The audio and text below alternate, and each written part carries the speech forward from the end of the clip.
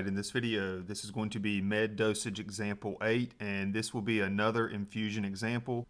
The order here is a heparin drip is infusing at 40 milliliters per hour, so we have a drip rate here. And the available or drug label says that there's 20,000 units of heparin in 500 milliliters of D5W. At this rate, how many units of heparin are being delivered per hour? I'm going to show you two ways here. The first way is going to be what I would call the quick way, and then the second way we will use dimensional analysis.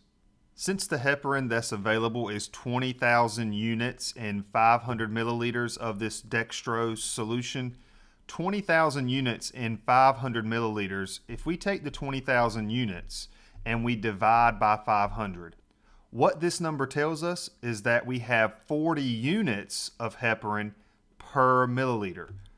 20,000 units per 500 milliliters. This represents 40 units per 1 milliliter. And now, since the heparin drip is infusing at a rate of 40 milliliters per hour, 1 milliliter has this many units. How many is the person getting per hour? They're getting 40 milliliters, so we would multiply this 40 by 40 again. So therefore, the patient is getting 1,600 units of heparin per hour. Now that may be a little bit confusing there, so let's look at dimensional analysis to see this same answer as well. So based on what's available, we have 20,000 units per 500 milliliters. Let's write that as a rate. 20,000 units per 500 milliliters of that dextrose solution.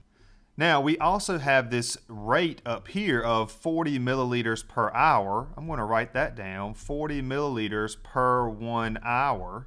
And if we cancel out the milliliters here, notice we have milliliters at the bottom, milliliters at the top. Look at what you have left.